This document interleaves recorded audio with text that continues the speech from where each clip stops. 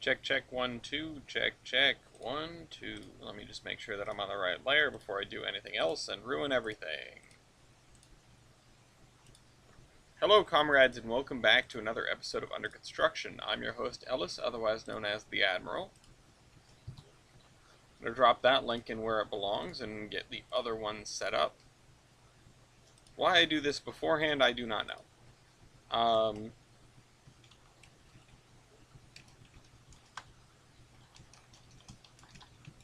It's interesting, it's been kind of quiet over there in the Trainz official server. I'll be the first post here since the first video post since before that. But I'd like to welcome everyone to this edition of the show. It is a little bit of a late start, and by a little bit I mean a third of the show is gone. Part of that is because I was exhausted, but another part of that, and the more pressing part of that, is because I was convinced that I was going to lose power. The weather turned like you wouldn't believe, and it went from, sunny summer to like apocalyptic outside in the span Dark. of, in the span of, a couple minutes. I thought I was hearing fireworks in the distance. It was thunder. Shoot. You know the bit in the Rick and Morty opening, in like the new Rick and Morty opening, the newest one from the most recent season, where they're all Tetris pieces, and Jerry's being dropped on them, and he's like a weird shape. It doesn't fit anywhere. Ooh, that's really cold. Which one did you give me? Okay, how is that possible? What I just did? How is that possible?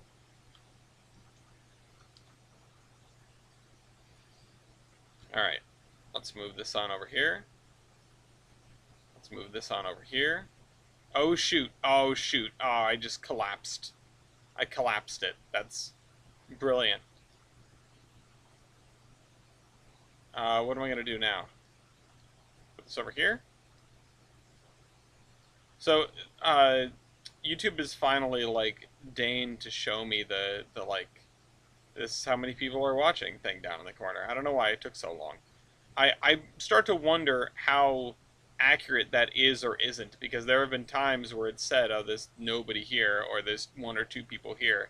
And I'll say, like, oh, there's only a couple people here, and then, like, 4 people will sound off on the chat. And I'll say, well, I don't understand. Let's put that in there. I really don't like the fact that the pieces lose momentum when you lose a line. I've always kind of wondered if that's intentional. From a game design point of view, I don't know what the difference would be. Let's do this. Oh, and it's fallen over. I really wanted to just sort of wait for it to fall over, but we didn't have the time. Okay, that.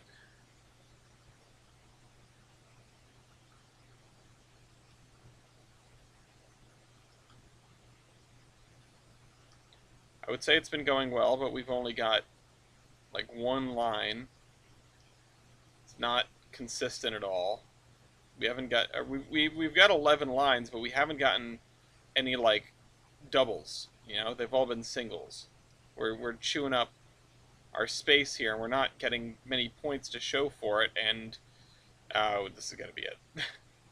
We're not close to it anywhere else.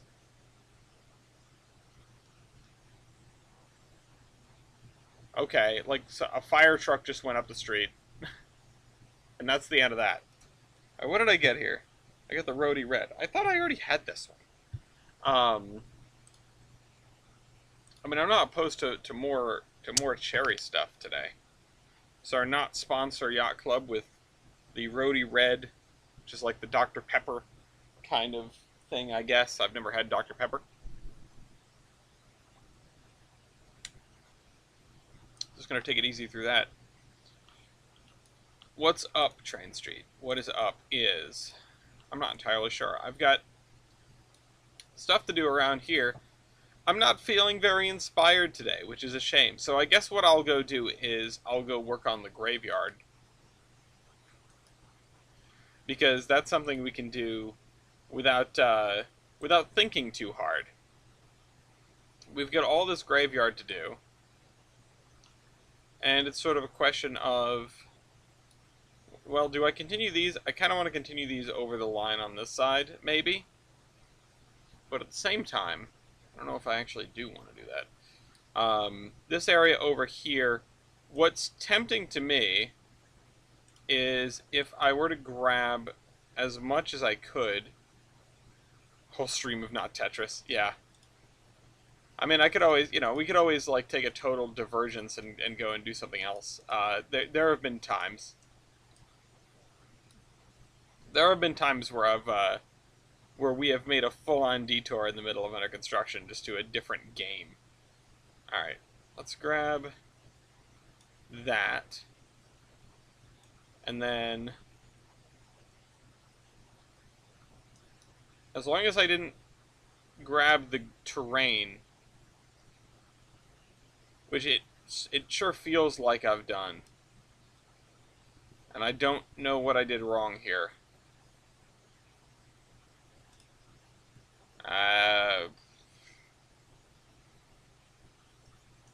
It feels like I grabbed the terrain. Yeah, I definitely did. So what the heck did I just do wrong?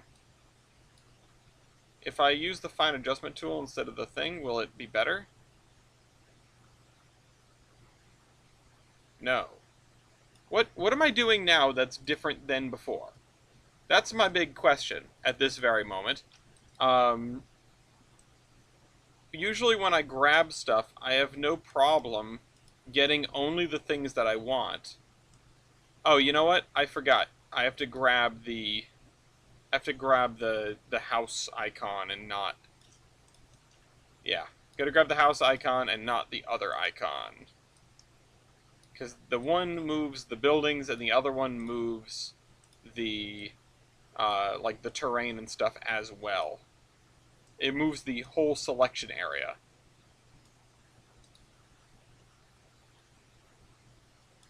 There we go. But, I mean, not Tetris is not the kind of game that I want to grind, right? Like, I play not Tetris in moderation, right? And that's intentional. It's not just because, sort of like how I play Trainz in moderation. I think it's good. It's not a question of, like, I'm trying to get the high score, so I sit down and I bang out a whole bunch of runs. I'm not really trying to do that. I think it's a nice sort of random thing to do at the start of the, at best, of not Tetris, is I think the only thing that makes playing not Tetris bearable. It's a very frustrating game. It is like an uncanny kind of game. It feels like it's not supposed to be that way because it's not. It is Tetris, but not. So, like, doing the one game a week really does keep me sane. In a similar way, playing Trainz for only 3 hours a week keeps me sane. It's not something that... There have been times in my own history here, both, on YouTube and off of it, because I haven't done all of my route building on YouTube, only most.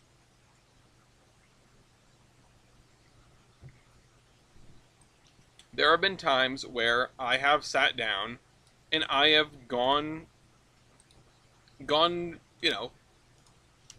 I've gone hard, as the kids say, on Trainz.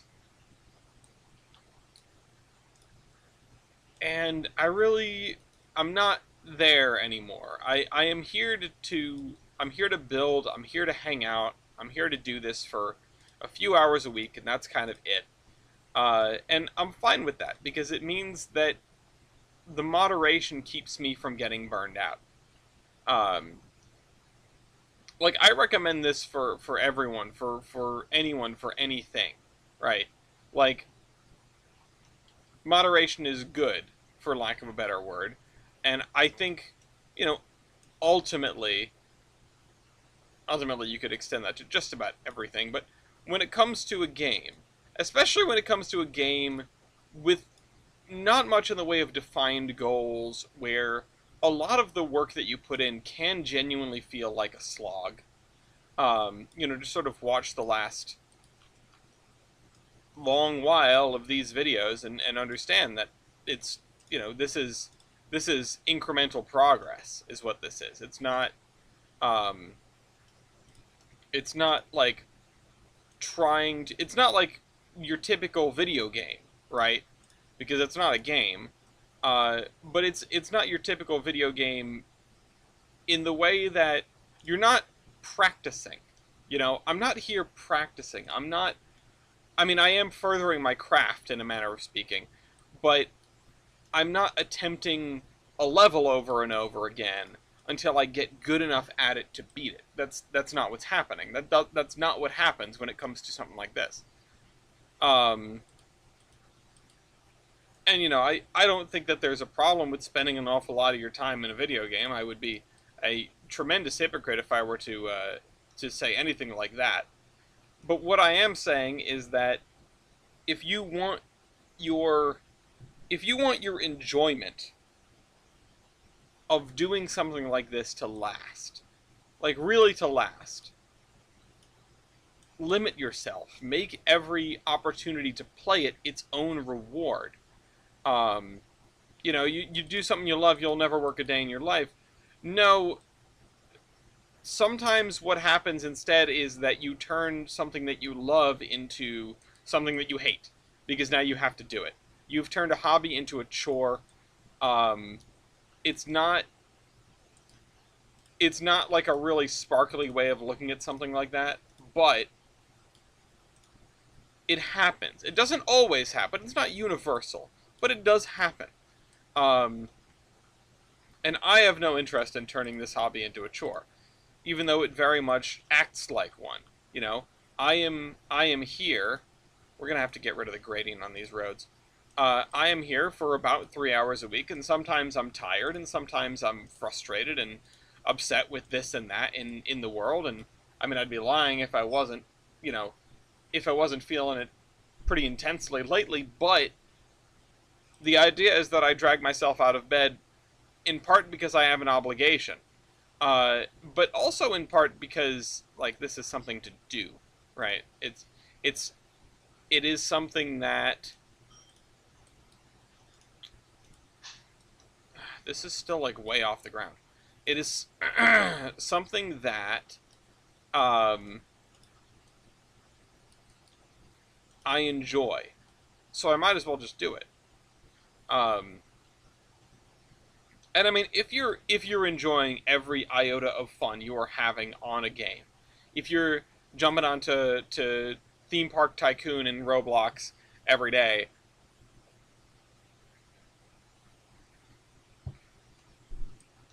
and you're having a ball, and what you are chasing is that feeling, then who am I to say, right? Like, I don't think you're doing something wrong, and far be it from me to say. There have been games that I've gotten all the way into, and that I have spent loads and loads of time on in a relatively short period. There's nothing wrong with that. What I am saying is more of a cautionary. Uh, I think if you are if you want to love a game for as long as possible, make playing it its own reward, not just something you do. Um, and that's not an easy thing to do. I mean, saying like, oh, limiting yourself and saying like, oh, I'm only gonna play this for a couple hours today, and I'm gonna get off. That's, you know, if you don't have anything else to do, if you're limiting yourself simply for the sake of limiting yourself, it's not fun. You know, it is frustrating, and when we're having fun, we want to keep having fun. Um, I and even if we're not having fun, when you know when games are made right, you see that goal in the distance and you want to work for it. You want to try over and over again, um, to succeed. Last night and a couple days ago, for the first time, I booted up a game that I've had on my Steam library for quite a while. Uh, it's called Ultimate Admiral Dreadnoughts. And I assume many folks that are going to watch this video will have heard of it, or maybe even be quite familiar with it. It is a game where you control a navy and you design the ships. And it's really neat. I mean, it is a really cool concept for a game. It's executed in an interesting way. Uh, like, it's a shame that it's sort of like development on it is finished. Uh, I don't want to use the word abandoned because it feels harsh, but it's a game that is not going to get any more updates. And sadly, it's not one of those labor of love type games where the devs say that they're not going to give it any more updates, and then there are some things that they just can't call done. Terraria has been like that. Noita has been like that. These are games where, like, the official word from the developers was like, and it's done. Like, the development is completed. This game is as good as it's ever going to be. And then, a few months down the road, a few years even, they're still fiddling with things, and they think, let's just make like one more update, right? Let's make these changes that we always wanted to make. Let's finish this quest line. Let's add these features.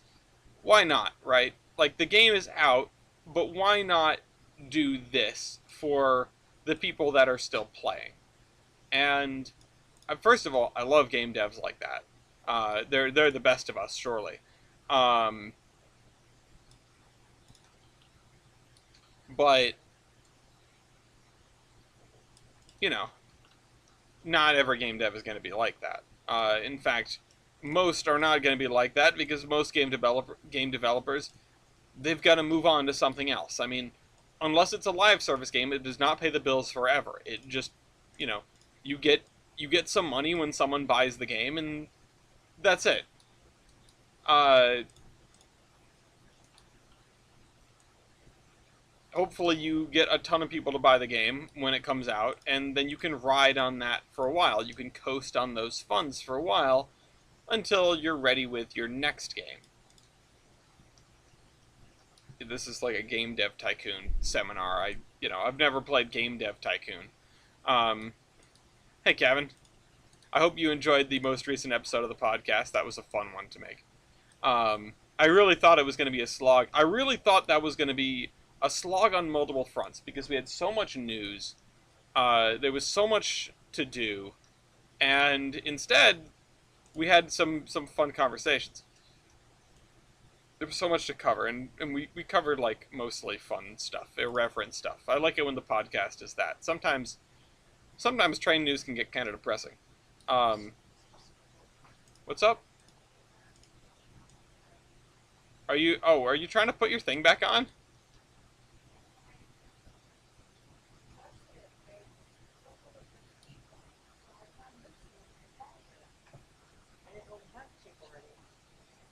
I saw, well, there's your problem first. Oh, that podcast. What do you say? I took it off to fix it because the metal was digging into my pinky down here, and I can't rewrap it by myself. You should be able to. Yeah, come here. We're gonna wrap a thing. Why am I top fan now? What is this? I don't know. I didn't do that. But congratulations on being top fan. Um, I don't know what. Does this stick to itself? Oh, That's the stick aside. just sit down. This probably doesn't need to be super. Probably doesn't need to be A, super tight, or B, very much of it. It just needs to hold your finger in place. I don't know why I have the urge to like cover the whole thing though. How many times around did your mom do it? Like twice or 3 times, I think. Oh. That should be good.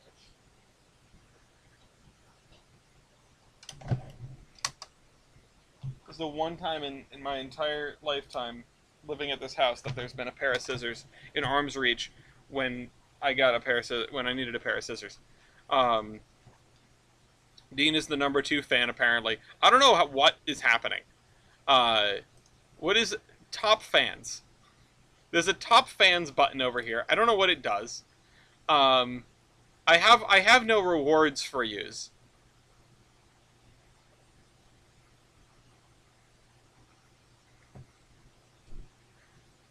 A gold mining simulator. We've talked about that before. I wanted to ask Train Street, building cursed roller coasters in Theme Park Tycoon, right? Have you ever played the original? Out of curiosity, it's a little bit before your time, but I mean, we still play OpenTTD, and that was before my time. Uh, which I got the OpenTTD itch again. I'm really gonna try to ignore it for a little while, but I got the itch again. Um, I think the next server I'm gonna ditch the traffic AI. It was really neat, but it took like some upkeep. Maybe I'll try it one more time. I will try it one more time, and we'll see how it goes. Um, I mean, I bet it's different. Gaming has come quite a long way since the '90s, but man, it's cool. I think I have. That's not the right drawer. I have Locomotion in here. I don't know about Roller Coaster Tycoon. These are some CDs. I have Trainz 2012. I have like 3 copies of Locomotion. Oh shoot. Oh shoot. Oh shoot. Oh shoot. The drawer is full. The drawer is very full. Oh, it's like Planet Coaster. Yeah, Planet Coaster is a. I haven't played that one. It's a neat evolution of the genre. I played one of the newer ones. I can't remember what it was called. But it was.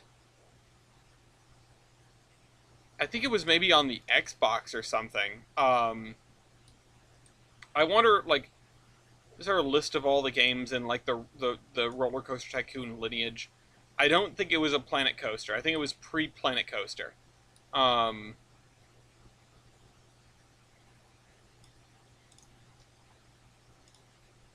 but I cannot remember. I don't even know if I could find it. It might have been. I think it was for the Xbox 360. Roller Coaster Tycoon Xbox 360. Okay, no, it's just how to play Roller Coaster Tycoon on the Xbox 360. No, that's not. Hold on, I want to see, like, is there a lineage here? Um, Roller Coaster Tycoon World. Um,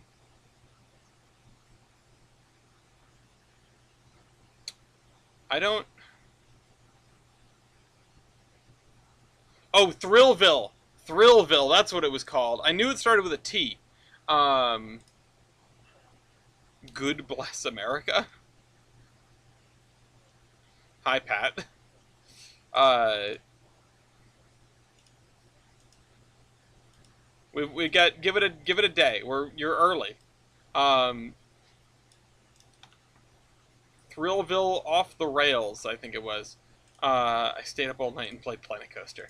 Um, I would like to get off Mr. Bones' Wild Ride. That's all I have to say. Oh, Marcel Voss. Marcel Voss, best roller coaster tycoon YouTuber, makes fantastic videos. Love that guy. Um, I've been tempted to crack into Roller Coaster Tycoon again.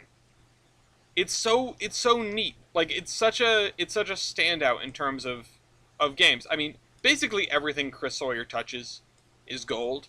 The man was an incredible developer, and an incredible game developer. Like he had both the coding skills and like the wherewithal to make a great game. Again, a testament to that is that we are still playing Transport Tycoon in one of its forms anyway. And in no small way, I mean, in no small way, Transport Tycoon really kicked off the genre of tycoon games, and it's not just tycoon games. It's not just train stuff. Rather, there I remember having a bunch of these random tycoons, like Undersea Tycoon and School Tycoon and Zoo Tycoon. And there are some better ones and there are some worse ones. I know Veilfisk played like an oil baron tycoon or something that was just like abysmally terrible game. Um, oh, Pat, you no longer have Thursdays off. Do you have Fridays off now? Because you were at the thing last time. Um, well, I'm sorry that you have to watch from work. I hope that the weather doesn't come and get you like it came and got me while I was trying to get this thing on the road. Like I said, it turned into really, very much like you are going to lose power kind of weather. Thankfully, I did not. I expected it, though. If I were to get back into... Don't leave your phone on a plane. Leave your AirPod on a plane and just see where it goes. Just kidding. There's apps for that. Or AirTag is what I was thinking of. Uh, a Saturday off so you can be at the museum. There's a fat dub, easy dub. Um, go to the museum. You know, it would be nice to plant some trees along that edge there.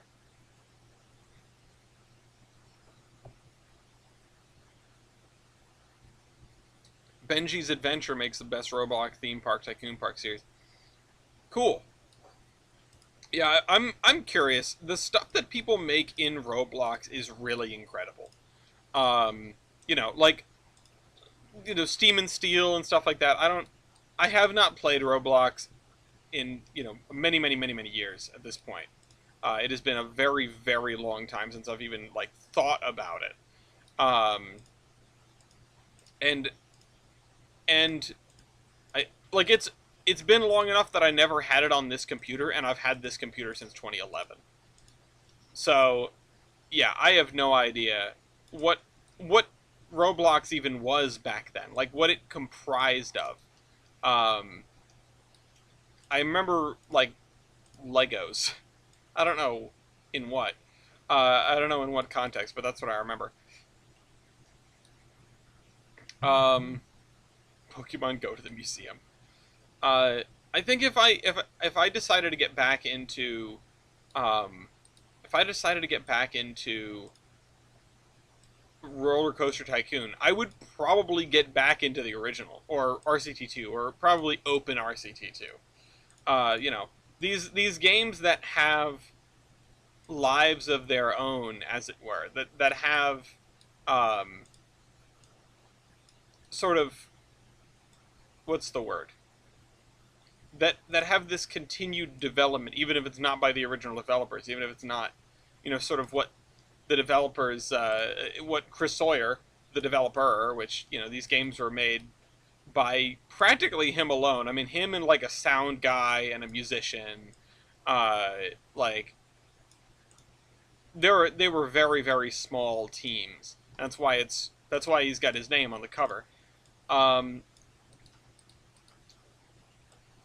but I wonder what he's said about Open TTD. I wonder what he's said about Open RCT2. Like, what does he think about these projects? I mean, clearly he isn't opposed to them because you can have a protracted legal battle on whatever the hell you want.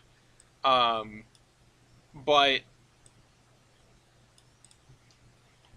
it's just sort of a question of I mean, what does he think? Does he acknowledge them even? Does he play them? If Chris Sawyer is out there playing Open TTD in the year of our Lord 2025, like that would be incredible. It would be absolutely incredible. I'd love to show him what the hell I've done with it. I'm sure he wouldn't care. He has no reason to care. Oh shoot, what have I done? Rotate this around like this. But yeah, I want to try it. I mean, I have such fond memories in Roller Coaster Tycoon, going over to my friend's house and like trying to build a park and being absolutely abysmal at it. The thing is, like, I know too much, right? Like, I know the cheese. I know, like, oh, you can build a coaster like this and then just spam a whole bunch of them and beat the scenario. Like, I'm gonna have to put that out of my mind.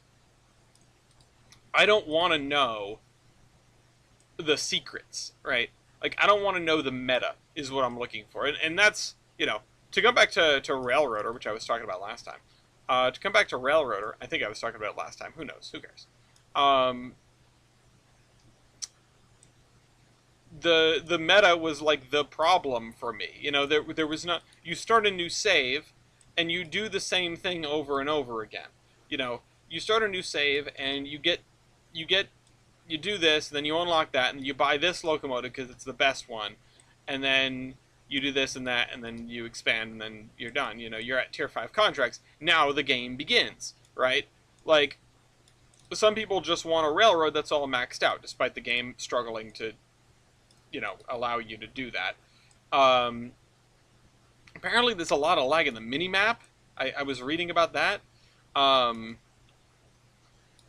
on your computer and the difference between that and Trainz 2009 is crazy. Absolutely. Absolutely. And what's funny is way back when, right? And I think you look back and you look at the changes that have that have come to pass in the Trainz series, and so much of it has just percolated in so slowly.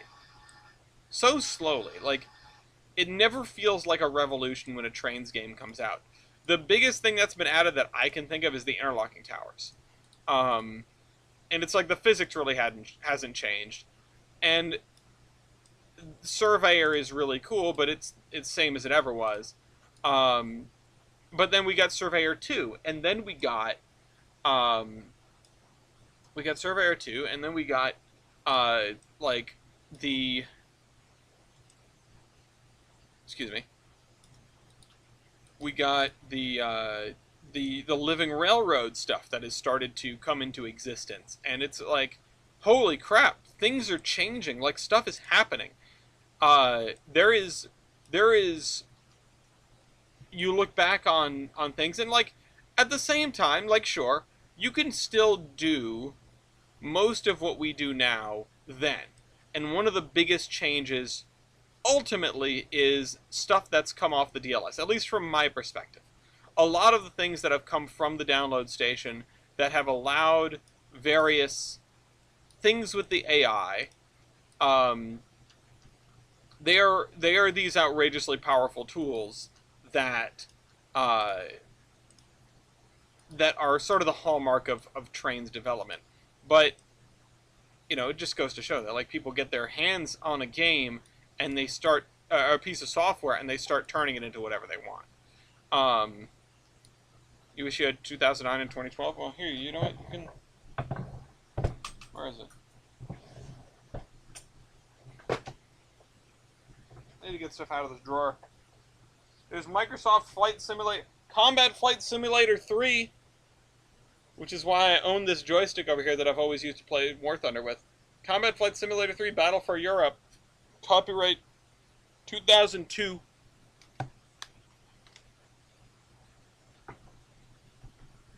Oh shoot, I can't get these back in. Ah shoot. I need to get stuff out of this drawer.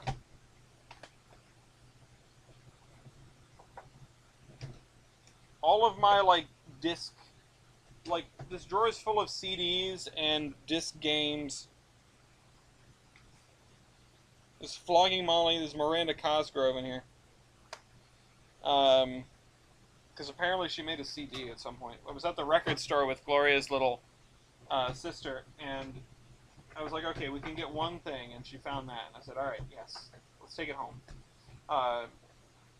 Anyway, Train Street, you want this? We're discussing all sorts of things. It's still got the disc in it. This here,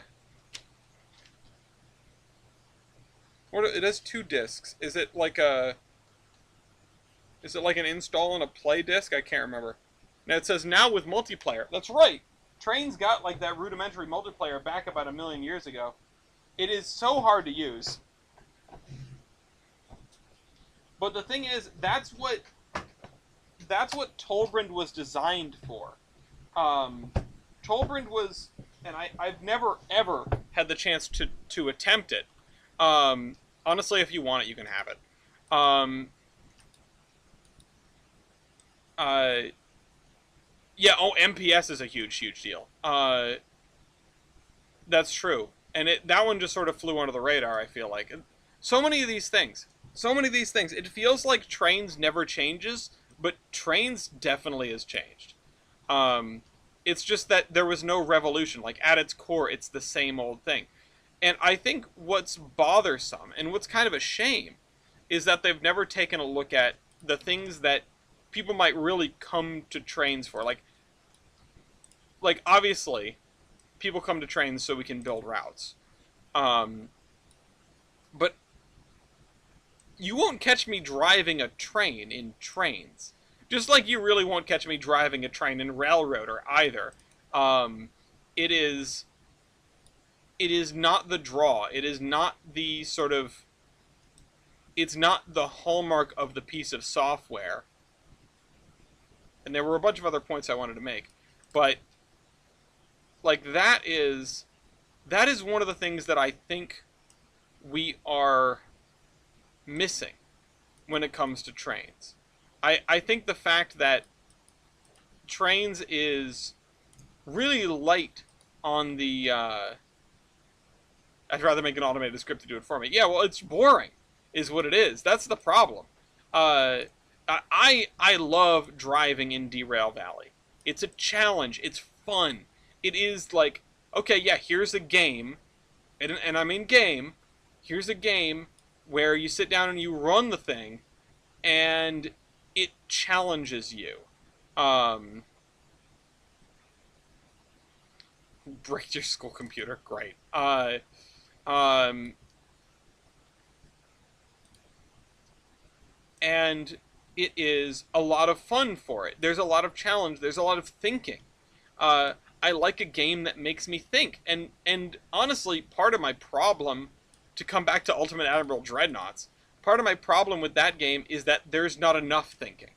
That the ratio is off. I want to send my, and maybe I just haven't figured out how to do it yet because there's like no tutorial in that game, at least not one that I've found. I was trying to do the Naval Academy and just I'm getting my my nuts crushed by an AI in a light cruiser who's just like demolishing my battleship. Um, got caught running the big boy in algebra, bruh. Uh, uh, I want to build my ship and just have it go fight.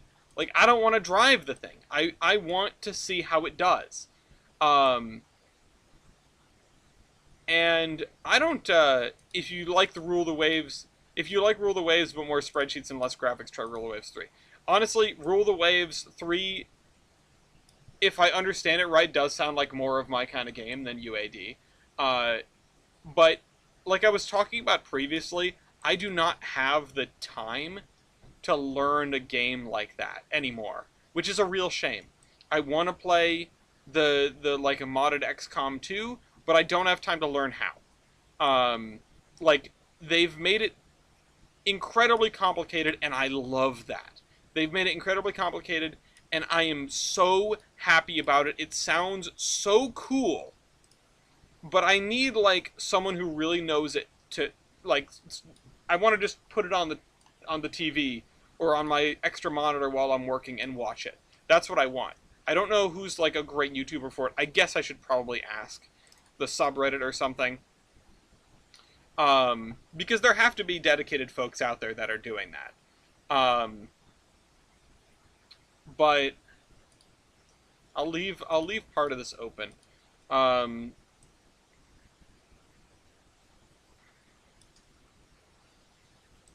I want to be the designer, but I don't really want to drive it.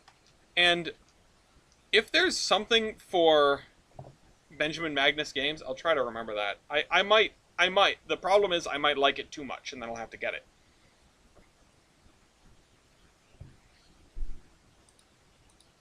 But uh, if there's a way to, and I guess I can ask this on our, there's a thread for Ultimate Admiral Dreadnoughts. I don't know if it's active right now, but it exists. Um, if there's a way for me to just have my ship or ships controlled solely by AI, just do the exact same tactics as the AI would use against me, uh, then I want that. I want that. I want to do that. I want to see that. That intrigues me. It makes me interested. All right, let's go. Let's grab this. Um, because then it's not like my ship design and my ship handling against the AI. It is purely my ship design against their ship design. And, like, okay, yeah, I would expect a human's ship design is going to be better. In theory, although it turns out that I'm really bad at everything in that game. Um, Gaijin is awful. Okay. Are you just getting? Are you saying that because you're getting screwed? You wouldn't say that unless it was affecting you specifically. Uh, I know you. Anyway, okay. I'm gonna have to get rid of the thing on this one. We're gonna have to go into Surveyor for this. Regular Surveyor. Um, um, words. And 919 research. Yeah, okay, alright. Yeah, see, I knew it. Sorry, that is a skill issue. That is not Gaijin being mean to you. That is you being mean to yourself. Um, it just takes another game. You just gotta roll with it. Um, all right, let's tuck this into that like this, and straighten that out. Um, yeah. All right, maybe don't say that. I don't want to hear that. I don't want to know about that. That's something for you and the snail to do in private. Okay. So here we have a full-on graveyard now.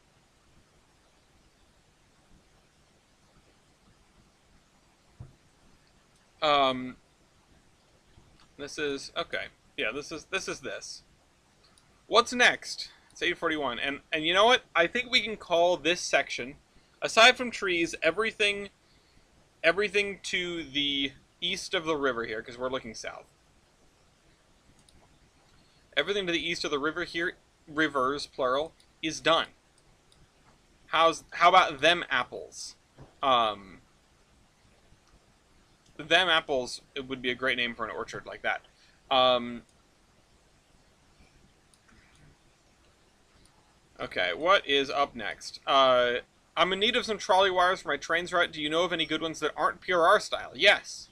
Um, the BDW stuff, I think. This stuff.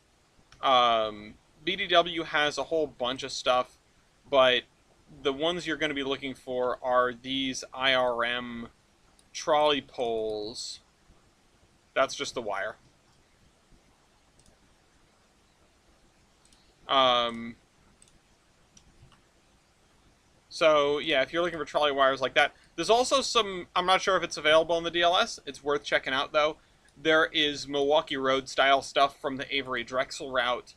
Um, you know, again, toss up whether it's on thing or not. Anybody's guess? Okay. So I want this to be like a dirt section here that sort of points in that direction. I don't know about this though. Like I honestly don't know what exactly I should do over here. This is another triangle. I get that route free with Trainz Plus. Oh, you have Trainz Plus. Okay, yeah, there you go. Hello, MK. Last time we were working on... Well, we had been working on this. Not last time, but the time before it, I believe. And I was thinking of adding some, like, retaining wall stuff. I don't really know what to put here.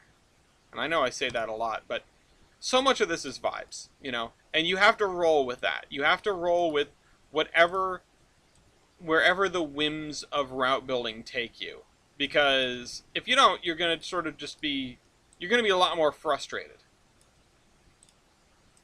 It's sort of like writing, and I know I've talked about this before, but it is. It's sort of like writing. If anyone here has seen the wonderful movie Asteroid City, it's a Wes Anderson film. It's one of his newer ones, and if I may, I think it's one of his better ones. There is a scene in there, spoilers, where, yeah, trapped in research hell forever.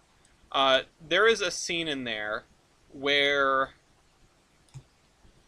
if you wanna go to research hell, go into Northern Isles thread in photo dump if you're not there already, MK. If you want to witness research hell forever. Oh great, Mew lost power. I was worried. I was worried it was going to happen to me, and then it happened to Mew. Um, Honestly, I would rather be the one. It should have been me, not him.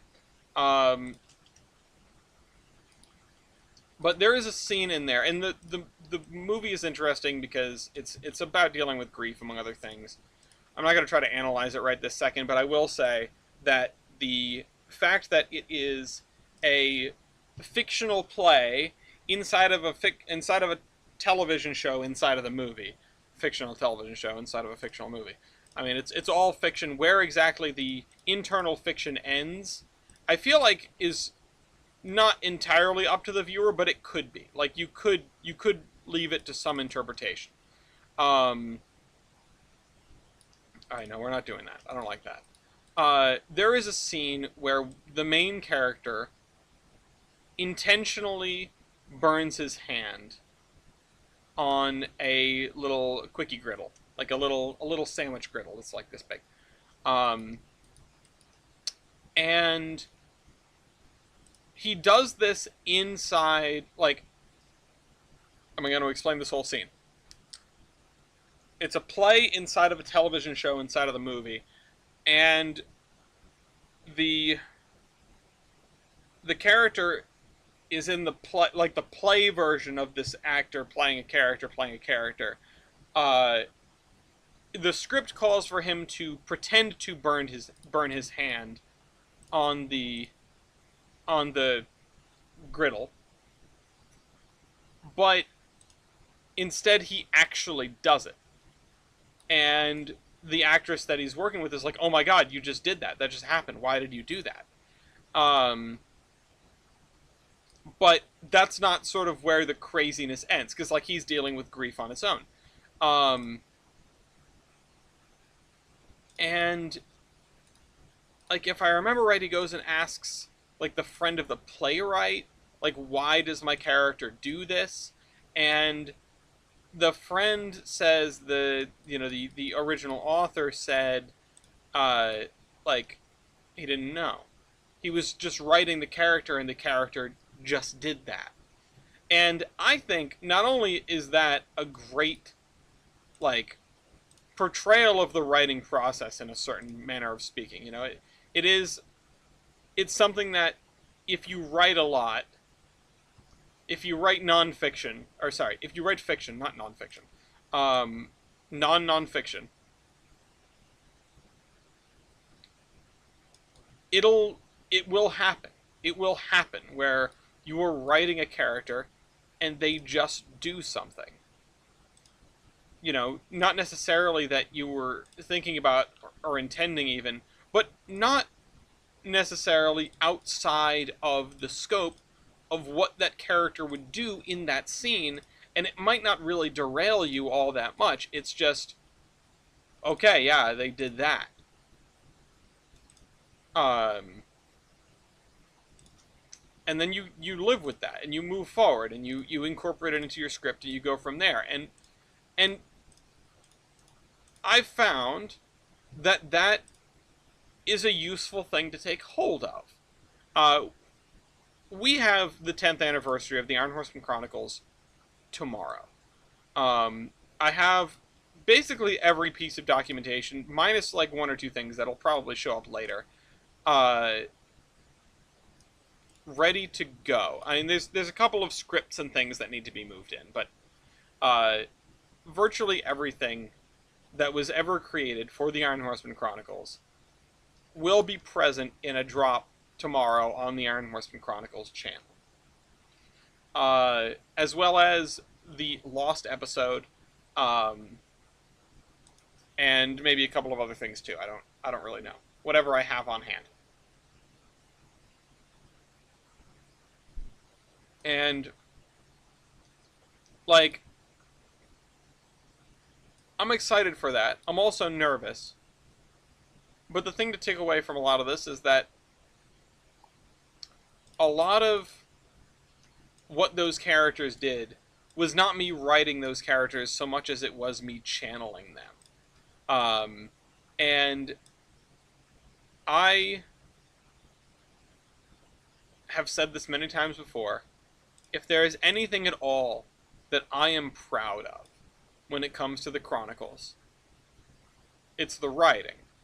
It's not like I'm not an editor, I'm not a cinematographer. I can't do most of the stuff.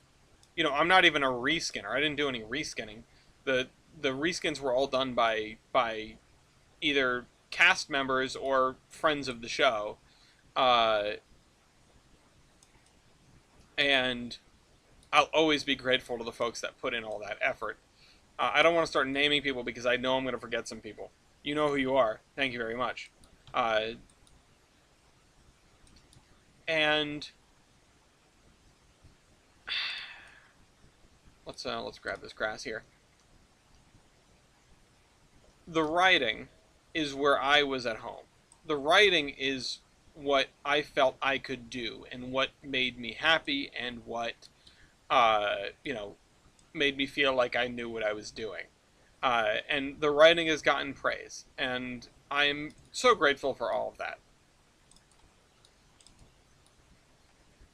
It's one of those things where I look back and I'm still proud of it. So let me do this. I could have not done this with texture, but alas. Um, I think I think this I want to be paved as well, just up here. I might even try to squeeze a trailer in the back here. That would be an interesting thing to do. Um,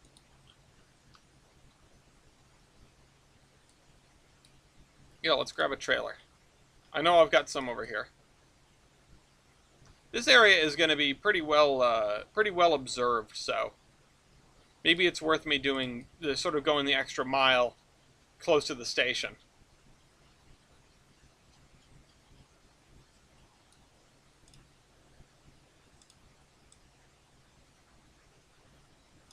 There's like 6 trucking companies in Tolbrand. They're all represented in these trailers. Sometimes you just got to take what the DLS gives you, right? So, yeah. I don't know why he just did that. As good a reason as any. If something feels right for your character to do and you can't necessarily articulate as to why, that doesn't make it wrong. Alright, let's do that.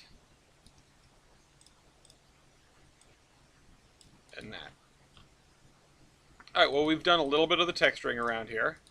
Not too much, but some. And I can grab some other textures for these corners here. Like this one. Fill in a couple of these little areas which aren't going to get much attention or love otherwise. And they don't deserve to continue being like that sandy dirt color that doesn't fit here at all.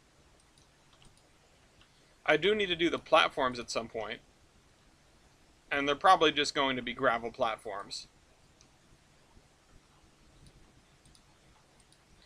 The question is, do I need to put a retaining wall here? And I think the answer is yes, because this track is a little close to the... Yeah, okay, I do. Yep. I had a feeling. Let's grab one of these. Favorite retaining walls. Wonderful, wonderful walls. And we'll just use the same one, because who cares? It's a retaining wall. It's not that fancy. And I will bring this all the way down to here. Basically all the way down to the point where it doesn't matter anymore. Yeah, if anyone knows a way to like just do AI battles, you know, in thing and in Ultimate Admiral, and I know that you can like auto resolve battles, but that's not what I'm talking about. I'm talking about specifically the battle gets played out, but it's, you know, all of the ships are controlled by the ship controlling AI. Um, okay, so this is good. This is good right here. I like the work that we've done in this area. We're gonna have some places for boxcars and express cargoes and all that jazz. I don't have a way to see. Usually, I can like see on the corner of my screen what the stream profile looks like, but I don't know. I think YouTube changed something, and now I can't see it quite as well anymore. Anyway, anywho, what's next? We did a bunch of this last time, and I'm not sure if I feel like doing more of this right now. I am pretty happy with how this turned out, though. I'm definitely not disappointed with my efforts to create some city blocks. Sounds like the fireworks people are back at it. Um, but like, if this is our triangle, what goes in here? And I did some commercial buildings as we sort of discussed, and you saw me do, because I don't do anything. I don't go mining off camera in this show. What do I have for like housing subdivisions? Can I make my life a little bit easier? Because I can use these to fill in the we've had fireworks for like the last couple of days. Even it has not been uh, it has not been like a quiet lead up to the holiday. I'm not personally complaining because I really like fireworks, and thankfully I don't have a dog that gives a damn. If you can believe this, Lafayette could not care less about fireworks. Um, Venkman also seems pretty uninterested, but he's a scaredy cat anyway, so I honestly don't know if I'd be able to tell the difference. So let's, yeah, stone cold. Let's do this, and then you know what? This I will extend all the way to here. And so I was looking at some areas. I think it must have been downtown Providence that I was looking at as part of a work project, and I saw how many parking lots we have, and I thought, oh no, I have gone underboard with the parking lots. We need more parking lots. This needs to all be parking lot. This needs to be parking lot. There needs to be more parking lot over here, over here, over here. Um, and this university over here, I don't know what I'm going to do with it, but we need some friggin' parking lots. Um, this is like a high school as much as it is a university building. I don't really know what to do with it. It looks really cool. And then we have this like strangely shaped dormitory type building, which will go over here, I guess. Um, Pave the earth. Yeah, well, it's not just me, is my point. Okay, like don't blame me. Blame Robert Moses.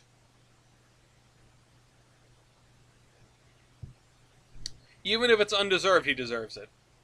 Uh, Robert Moses, the man who used his great civil engineering power, who was granted immense civil engineering powers and used them for evil.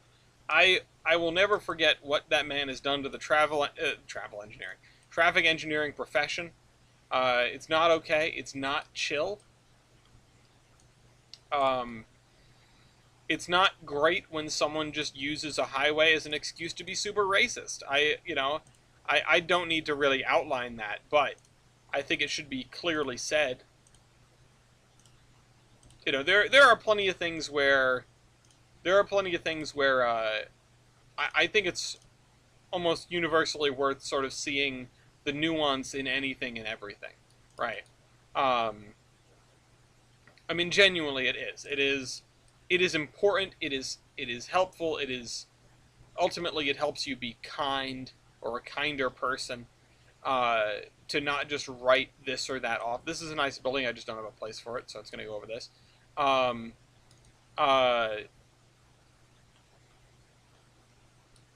but like when you're fully on the inside of something, I think it's you can be excused for writing something off a little faster. One of the things that I always personally struggle with is looking at all sorts of conflicts around the world and sort of saying like, what don't we know, you know? Because what is this called? L redneck? Excuse me? Where's Milky? This is a direct attack on our good friend Milky Penguin. Um. Anyway, uh, let me get some houses in here. What don't we know? You know, there was even something, and I'm not gonna touch it partially because it's really not contemporary news, but also it still could easily be a hot button issue. Um, where I learned something about a conflict in recent memory, and I thought like, oh shoot, I have never really thought about it, and I never really dug into it, so I was always kind of skeptical with what I was hearing. And being a skeptic is, being a skeptic is pretty damn useful to a point. Like it's not a bad idea on the vast majority of things. It's just when you have as much information as you're going to have, or you're faced with someone who clearly knows more than you, then maybe take a breather. Maybe take a breather on your on your assessment there. I think the there's a problem with too many people who think that their Google search is equivalent to like an 8-year degree. Um, it's not. I don't know who needs to hear this, but it's not. Um, like there are people that know more than you on every subject under the sun. Like seriously, uh, I am. There are some things that I might feel like I'm an expert in. I'm on the wrong side of the Dunning-Kruger graph. There are some things that I recognize that I have a lot of knowledge about, but I am not an expert in. Um, More Dunning-Kruger graph. So, like, I learned a lot about this particular event or sequence of events or what have you. Um, I'll say it was sort of Chinese domestic politics related. Um, and I thought I like somebody sort of laid out like a dissertation, and of course, I haven't fact checked this either, but I never fact checked any of it. So, like, it is what it is, and it seemed to make sense. I still don't have a strong opinion. But the thing is, it wasn't that my opinion of the situation necessarily changed. It was that my understanding of the situation had changed. It was I had never considered the fact that I only really heard one side of this, and I sort of wrote it off as like, well, yeah, that makes sense. And, maybe I'm doing the same thing again, but really, I'm just more skeptical now. I feel like I have a better sort of view of the whole thing. That doesn't necessarily change my opinion on it. Because really, the revelation was not something that was drastically opinion changing. It was just a better understanding of the motives and all the parties involved. But, oh shoot, can I get a garage, please? But it was still like, huh. I guess I never considered that I was only ever hearing one side of this story. I don't want that garage. I want something smaller. Um, and I think that's important. I think it's important to sort of look at, hey, what things are we only hearing one side of? Because it's not necessarily true that every side of every conflict or disagreement has a valid point. No, that's not what I'm saying at all. Sometimes there are conflicts where clearly one side knows what they're talking about and the other side does not, in one way or another. You can think of an easy one to grab onto this is the flat Earth, right? Um, it's like, no, we know the Earth is round. It's not some, like, you know, century long uh, global conspiracy theory to convince you to pay more for international flights. Like, I don't understand what the idea, like what the goal of a flat Earth hoax would be, or like a round Earth hoax. Like, I don't understand what anyone would get out of that. I'm sure the flat Earthers can tell me. Um, but sometimes it's worth looking at things because it's not as if the other side has a valid point or a different. It's not as if the other side has a valid point, but it is sort of worth understanding where that perspective is coming from. Sometimes it'll never make any goddamn sense at all, never a lick of it. But that's just the way things go. Um,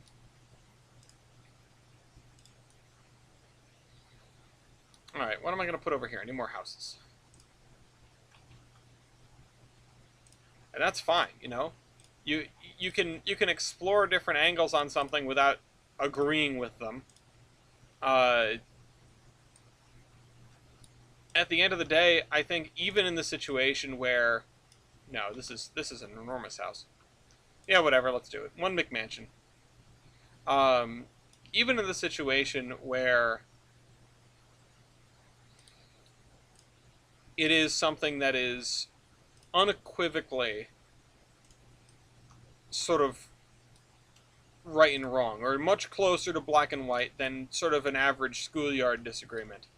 Uh, maybe the only thing you get out of it is sort of like a, well, they're absolutely wrong, but I do understand what drove them here now. Not like where they're coming from, but why they're thinking this way. And that can be valuable.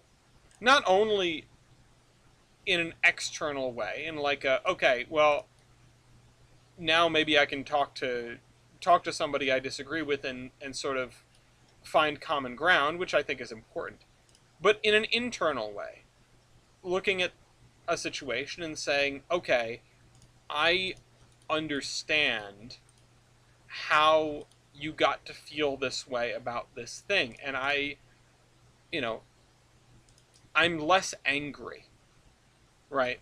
I'm less personally hurt by this because I understand that maybe, well, I understand that we do have common ground. I understand that maybe there is some victimhood to share. Maybe, you know, maybe you're not really mad at this specific thing, but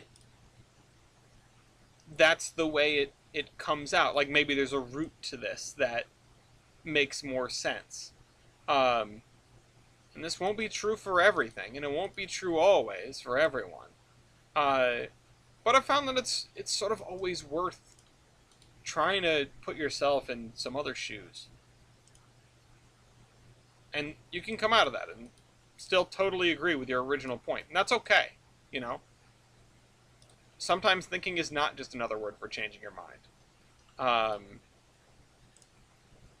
but it can help you find some empathy that you might not otherwise. You know, I feel bad for flat earthers. You know, to come back to that, it's just like I don't know how you got here necessarily. Like I understand. Uh oh. Uh oh. That was a late after the. That was a late after the thunderstorm power flicker.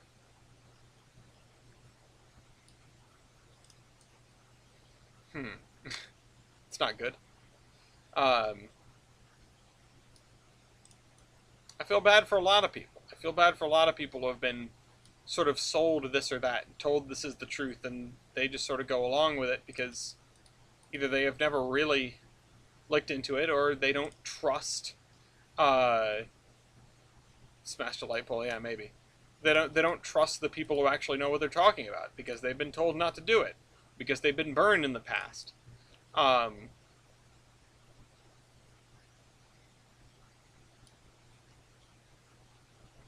all right, I'm listening for stuff, listening for concerning things. Maybe somebody shot a firework into the thing. Hey, look, another firework. Um, but yeah, no, I don't know. I don't know. You know, I like with so many other things. I know where I stand with all this. I know where I personally stand. I know how I personally feel about various things, about plenty of the hot button issues, and to sort of wash them all, I generally err on the side of acceptance and care, and that I want us to all live together under one big tent in harmony and be who we want to be and how we feel, and you know, just sort of put our energy to uh, put our energy into productive pursuits and not hating one another and erasing the existence of people. Uh, but there are plenty of other issues that I find myself a little bit hesitant on, or that I just straight up defer on to the people who know more about it than me. When I go to the doctors, I don't say, when he says, "Oh, you need vitamin D supplements," I don't say, "Are you sure?" You know, when I go to Tony's and I say, "Listen, I looked it up and I did this, that, and it says it might be this, that, and the other thing." Like my car has cancer. That's what Google told me. Um, and he goes, "No, listen, we're going to get you a new ignition switch, and I'm going to replace this part of the wiring harness. It'll be all good." I don't go, "Well, I don't know about that. I think you should do this, this, and this instead." I don't do that. Why? Because I am not a doctor. I am not a mechanic who is also a demigod. I don't like uh I don't know all the answers. I've googled some things and I've tried to make an assessment of what might be uh uh someone tells you your car has cancer, they're probably right. Uh oh shoot, there's a script about this and locomotive disease in body and mind. Um Season 3. Script coming out tomorrow. Read it, it'll be great. Um no, like you know, I don't know everything about everything, and there are things that I'll do my 20-minute Google search to see if I can figure out how to start the car when I'm at a light and it stops, it no go. Um, but when it comes right down to it, I'm not the one climbing under the thing, and I'm not the one checking my blood like levels, whatever you call them. I don't even know the word. Um, so like, what the hell do I know? Uh, and I think that deference is something that we've lost a lot of, and we really, really could use to get back to. I remember growing up in a world where and some of it was naivete, but where it's like the people around you know what they're doing and what they're talking about. And I know you grow up and you learn that that isn't really true. Every adult is fumbling and stumbling along the same way that you do. But when they install a new traffic signal and it does this, that, and the other thing, if you're not a traffic engineer, you usually don't have much of a leg to stand on when you say, no, they should have done it this way, right? There's thought that went into that. There was planning and simulations and committees and you know QAQC and proper engineering work, that sort of thing. They don't just oh, we're gonna put it over here, and it'll do this. Uh, you roll, you roll the dice. You don't necessarily get something that works well. We're not rolling dice. Um, it's complicated. There are a lot of ways where people's expertise is justifiably doubted. Uh, Very often, the people most doubtful have the least reason to be. That's a fair assessment. And yeah, no, I mean, no one knows everything. And I think a healthy skepticism, and I know healthy is, you could apply that in whatever way you want. A healthy skepticism is not a bad thing. But when you look at something where it has been thought about by people with degrees and they have come to a conclusion, they probably have a good reason to get to that conclusion. They might not always be right, and whatever conclusion they reach might not always last forever, certainly. Um, but at least the best folks will be able to change their minds in the face of new evidence, change the way they feel about something, change the way they, change their conclusions on it. By that same token, I think we need to be more forgiving of the people that do. You know, I think that there's a lot of cases where somebody has a bad take. I'm using that term to catch a whole bunch of stuff.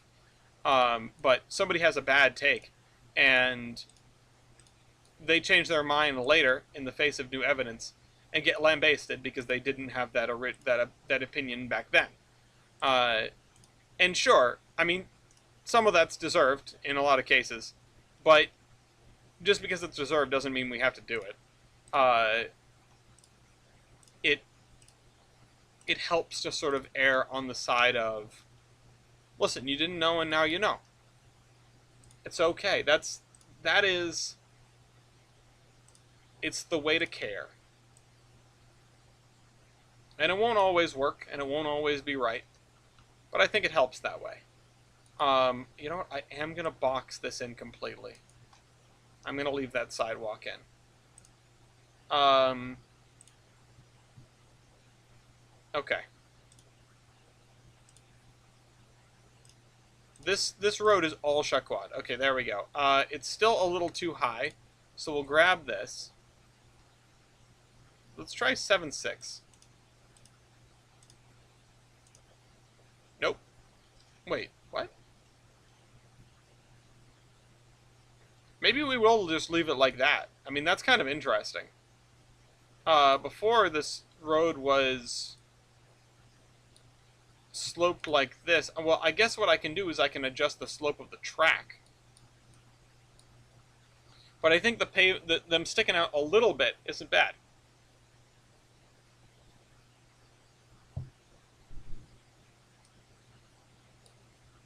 Okay. We've got our little pond over here. We have the first incursion of residential into this area.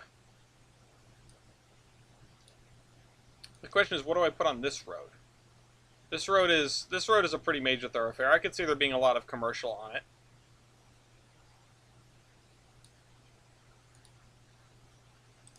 So,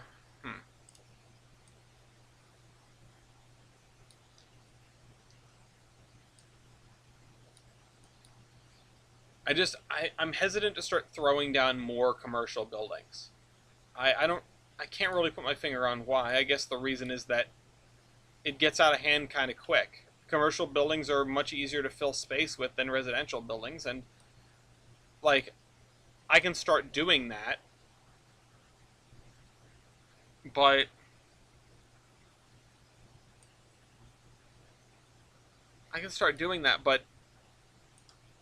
will it screw up the ratio? Will it make it wrong? You know? Also, I could see adding another stub here. I really don't want to go too overboard with the number of industry tracks.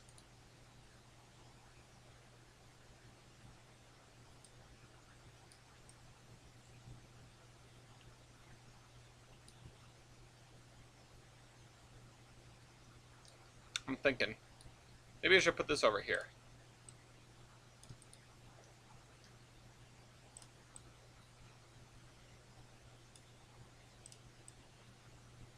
Just right on this corner here.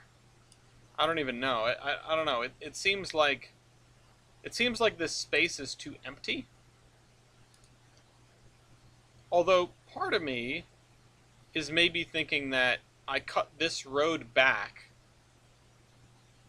and I put this here.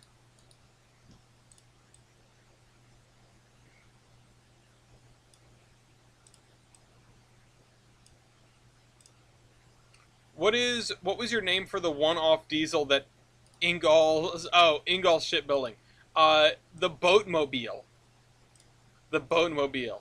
Uh and I don't even remember who first coined that. It was someone in the Discord. It might have been myself, but I can't say that for certain. It might have been like Milky or somebody. Um the, and I don't know, that's the name we gave it and that's the name that stuck. Okay, let's get rid of this piece of road here. And then let's move this way so we're like almost blocking that road. And then we can have like a large parking lot here that used to contain the thoroughfare. How about that? This is an interesting like piece of kit, this right here. I don't know if I'm wondering if there is a subdivision too. Because I would love more of these. I mean, this is great and all, but there's only one of it. And if I use it over and over again, it's going to get very obvious very fast.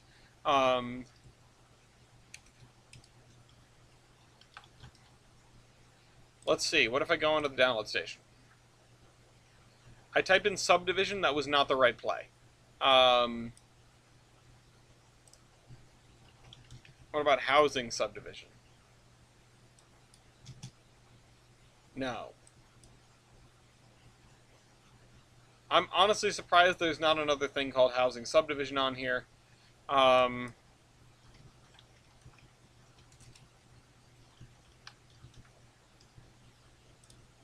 I could start throwing in other keywords. I could start throwing in other keywords. I'm mostly just curious if there are more things in this series specifically.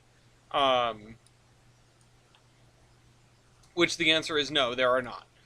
Which is a shame, because I would have made use of them. It does make life a little bit easier with these, and in fact, I could probably grab another one, like this one. That's the same one I put to the left. Try a different one.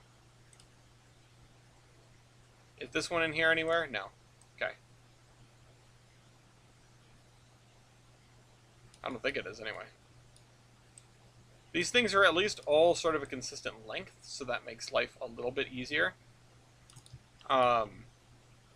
These are... How long is this block? It is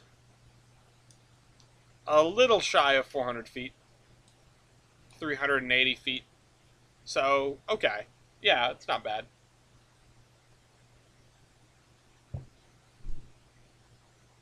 People are going nuts with the fireworks outside. Or there's like a Wild West shootout going on next door. I mean, either one. Oh, shoot, what is this? Oh, we got some European-style houses.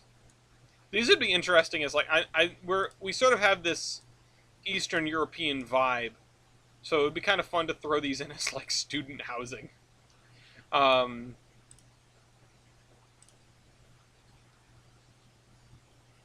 Ooh, wait a minute.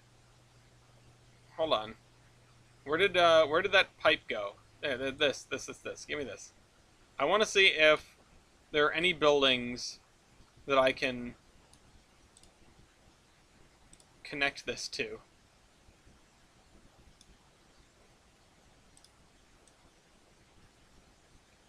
What if I do the double wide one? Oh yeah, that's fireworks, alright.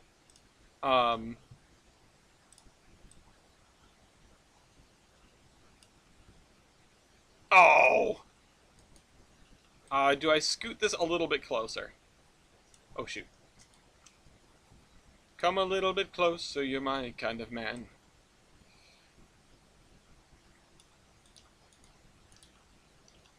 Okay. Alright.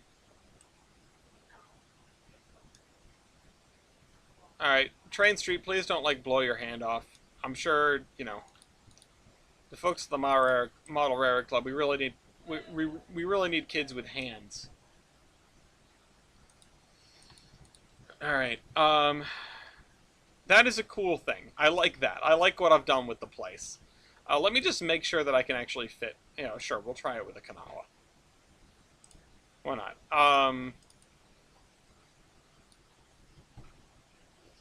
Okay, I love you.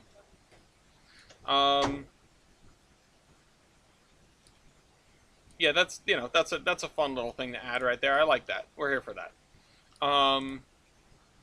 Can I add some other stuff? Let's add some stuff. Let's do stuff. Let's this is like an aggregate container of some description. We could add a few of them over here because it doesn't really not make sense for us to have them here in this Aggie town.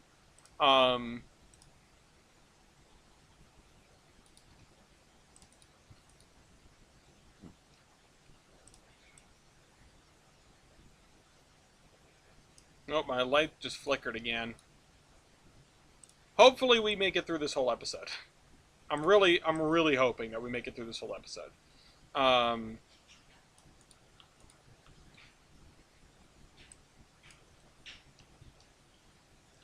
I'm not going to. Well, that's a fake British town name. Yeah, that would show up in locomotion.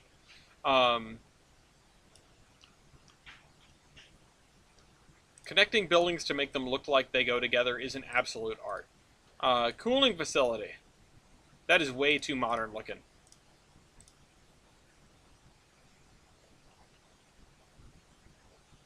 It would be kind of neat to put a Erie car repair building. It would be kind of neat to put a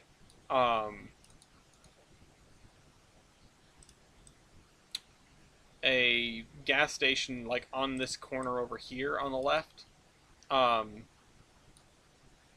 because it's taking a chunk out of this.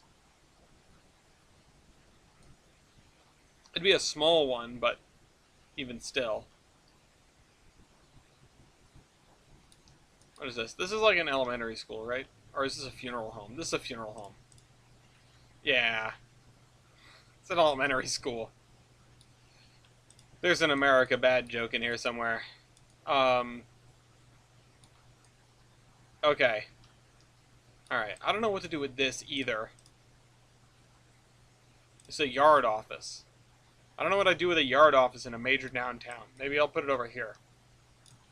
I guess you'd call this a major downtown. For Tollbrand it is. You want to know something. You want to know something. So for those who don't know, I stole this name. I did not come up with the name Tollbrand. It is stolen from Besiege, and honestly, if I had thought about it for more than 2 seconds, I would have come up with one on my own, because now this is like inextricably linked to the game that I stole the name from, and I feel kind of bad about it, but at this point I cannot change it. We've been making the Tollbrand Peninsula for the better part of a decade. But it is what it is.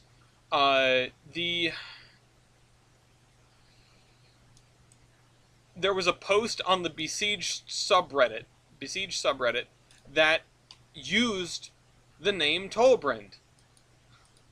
Which, of course they did. That's the name of the thing from the game. If it's going to show up anywhere in the world, it's going to be there. But I had, like, a minor heart attack. I was like, who the heck?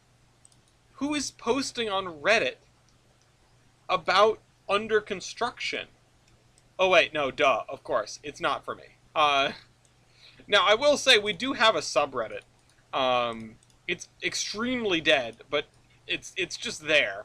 Like, the last post was during the whole Iron Horseman Chronicles. I'm pretty sure. But, like,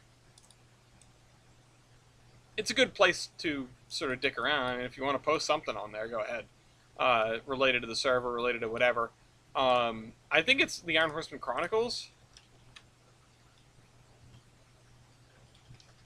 or is it just the Iron Horseman? Oh yeah, no, it is the Iron Horseman, which is perfect because it's sort of a catch-all. Um, okay. Reddit.com/r/the Iron Horseman. Uh, Send me a link and I'll post the most unrelated MBTA photos there.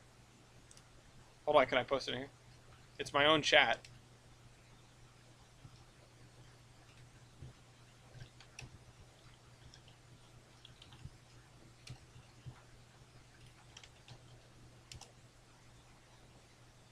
That should work.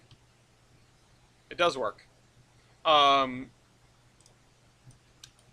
Again, I don't know about like the moderation tools or anything. I mean, I know how to remove posts. I know how to do like the basic stuff. I don't know how to build a subreddit. Um, let's see. I want this to all be paved because this is like I assume they're going to be like shipping out milk, right?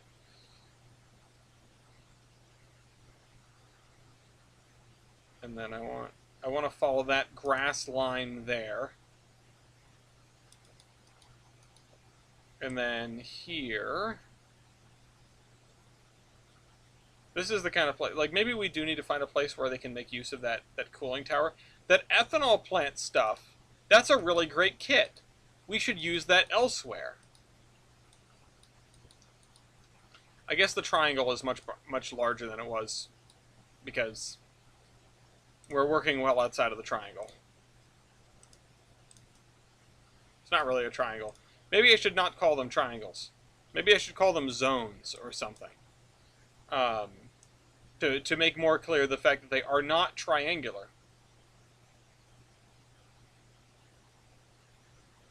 Ethanol plant so PR3 can come to Tolbrent.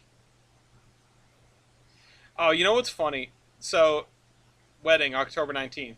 Um, we're having the reception at the Fireman's Hall in East Greenwich, and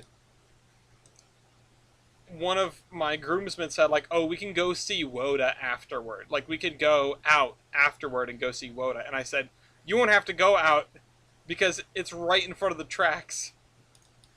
It's just right there. Woda will come to you. Okay, let me lower this into the ground slightly. This is wonderful that all of these houses have foundations that you can make use of if they're on like a slight slope, which, again, I've talked about how helpful that is.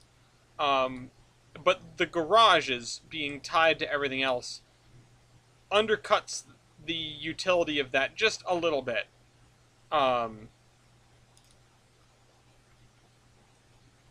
Because how are you gonna talk to me like that when you didn't built like a anyway. Let's see.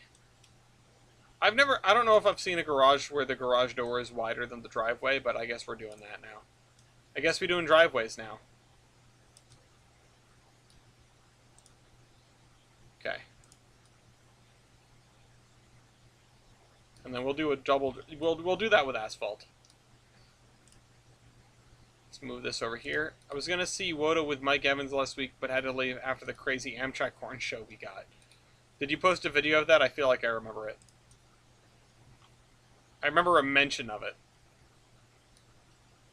You can always go nuts with stuff on the, post it on the subreddit. I don't know. Or if you put it somewhere else on Reddit, cross-post it to the subreddit, as well. Why not? It's Iron Horseman activities. Okay, yeah, asphalt driveway for this one over here. And the other reason why I limit myself is that I'm already feeling like lethargic. I'm done. I need to go back into Ultimate Admiral Dreadnoughts and throw myself at the gun basics 1 scenario over and over and over again until my battleship wins.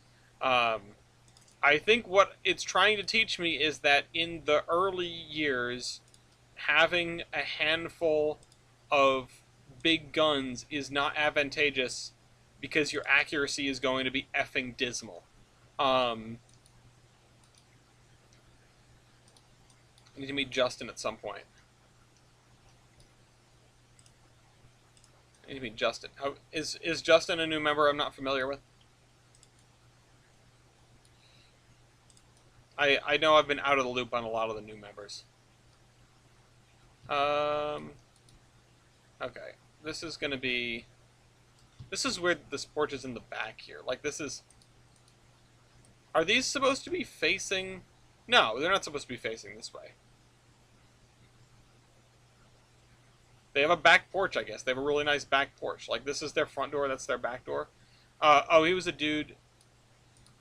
He was a member in like 2011, but Ray kicked him out. Does he have a YouTube channel? Because I think I might know who this person is. Um.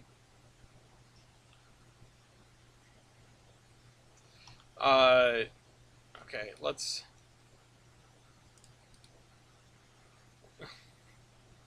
I think I might know who this person is. Um. Yeah, sure. I might have lore, is what I'm saying. Um. All right. This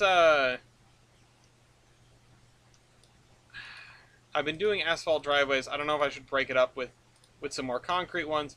This is an interesting little porch up there. I have always felt nervous about those second floor porches like that. I don't know why, but like the God's smallest porch makes me concerned. I feel like I've never seen one that was built in a way that makes me I've never seen one that makes me like feel like, oh, okay, yeah, that's normal and sane and fine. Yep, this is the person I was thinking of. Um, if I remember right, and this was many, many moons ago, but like this is Person X from the early days of the podcast. We referred to them as Person X. Uh, a man grows, right? I'm going to assume that Justin has grown and matured significantly since he was a kid at the club. Because when he was a kid at the club, he was not. He was not. I don't want to. I don't want to besmirch the guy's character. He doesn't deserve that. We talked about him plenty in the early days, and I don't think that you know. I'm personally of the opinion that if you can't say something in public or to somebody's face, you shouldn't be saying it at all. Um, so how would I choose my words in the event that I were to meet him in a way that is as kind and even as I can be? Because I certainly hold no ill will towards him. Definitely not after this long, and I never really, you know, I don't know what you could probably go back and find the receipts on the podcast or however I felt about it back then, 10 years ago. But like, it's been a millennium. The last 10 years has been decades, uh, and centuries. But like many of us at that age, he was a son of a gun. He was a pain. Uh, like, again, I hold no ill will, but like, he'd go around and collect all the tank cars and get mad if you had any. Um, and I really hope that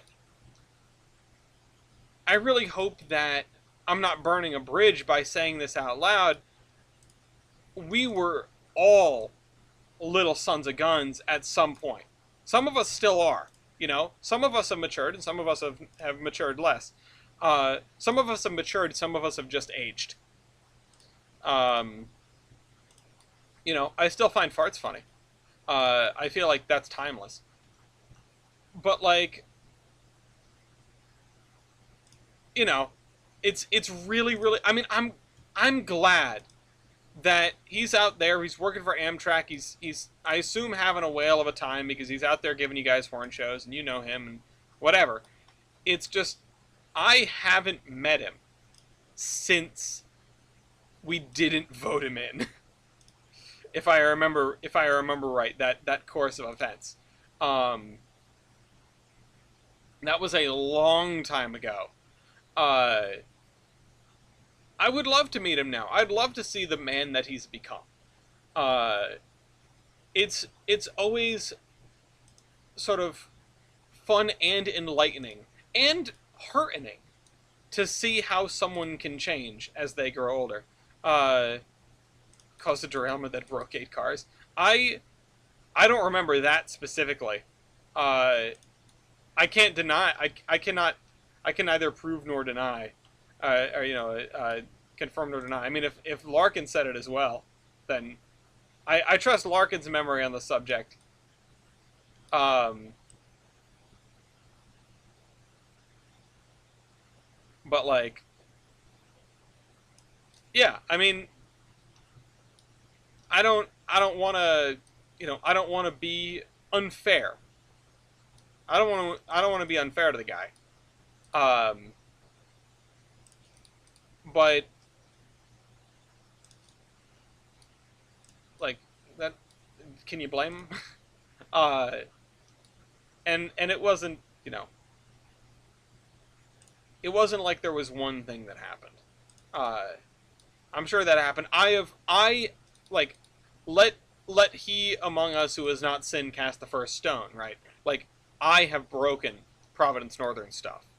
When I was a kid, I dropped a car off the layout and I wrecked it because I was being I was being a dumb kid. Uh, we all start out as dumb kids. It's the way it is, and that's why I don't begrudge kids for being dumb kids. Like I would like to think that my contributions to the club have made up for the fact that I was a dumb kid, and now I am a dumb adult. But at least I, try to pay my dues on time and I do what I can. Um, but like, we all got to acknowledge that. Um, but yeah, no, I mean, I would like to meet him at some point. I I am someone who will virtually never allocate time for stuff. I know you guys go out a lot, and I'm always like paying attention to those articulated sets are freaking messes anyway. Um, I'm not a fan of any of the piggybacks we have. They are such a pain. They always come off the track. They're a mess. Hi, Casey. Um, Casey, do you remember when you were a darn kid? We're talking about darn kids. Do you remember? Never mind. I'm not even gonna. I'm not even gonna.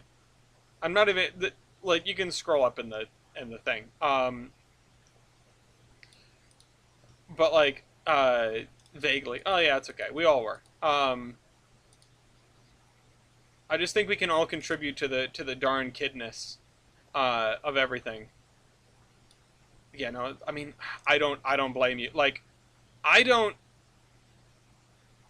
I don't even. I'm not even gonna ask like what were you doing with it because I don't think that those cars, when handled correctly, are okay. They suck. I don't like the piggybacks. They all are way too light. Um, I was a little bastard child. Um, yeah, well, let's move this over here. Now we're bastard adults. Okay, I wanna draw a straight line, and I cannot do it for the life of me. I can't do it. I can't draw a straight line. I need to. For the record, the surprise horsey thing I hadn't thought about in like 2 weeks, and then the other day I looked it up, like yesterday. Um, I don't know, like I got it all out of my system when we were all together, um, and then it's back. It's back. I remember what it is that I've become like attached to attached to playing repeatedly and annoying Gloria with. Um, there are some like I don't know like Rick and Morty clips Uh, I was thinking it today riding the shove. Oh yeah, how was the tunnel? Did you go in the tunnel today? Was it dark? Dark and scary? Um, did I see that 150 car ethanol train? Ride me, cowboy. 150 car ethanol train on the PN video I sent in the server. Lights were on. What? I did not see that, but that is really cool. I saw like a 90 some car ethanol train, and I thought that was about as long as they got for the PNW. Oh, sorry, PN. You said PN. You get 150 cars at the PN?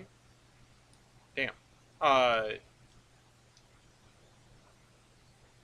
let's do this.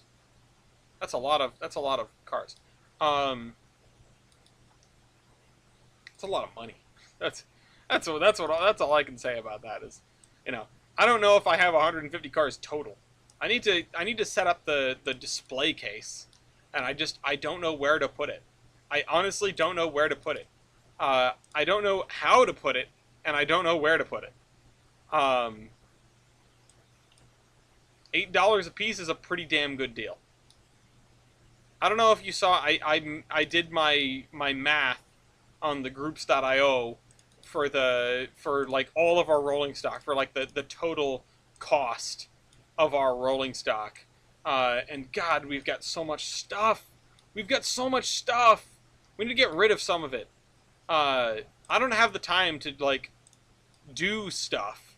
But if I did, it would be a all right. We're gonna do a purge. Like I'm rolling stock and operating committee now. We're gonna do a purge. Okay, we're gonna have one day, 24 hours where everything is illegal. You can smash all the trains together. Just kidding. That's not what I mean.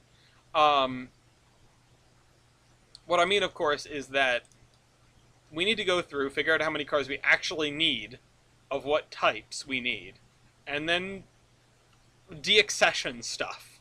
You know,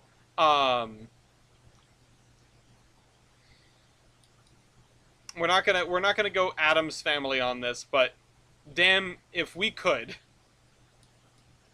You know that thing? You know that thing that everyone on the planet has done, where you take two M&Ms or two Skittles and you smush them together, and then one of them breaks, and that's the winner, and then you take another one, like you eat the loser, and you take another one, and you smush them together, and then you eat the loser, and then you take the winner, and you take another one, and you smush them together. We need to do that, but with all the box cars that we own. We need to just like get two engines and just like slam boxcars into one another at Mach snot and see, and like only the strong survive. Okay. Um. I think you could find a dozen cars to do that with.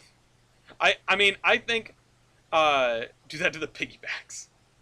Uh, I think they're like you could go to these estate sales or a yard sale and get a cardboard box about yay big, filled with HO scale rolling stock that is just like plastic garbage, and and do that, um, and then put them in a hydraulic press, right?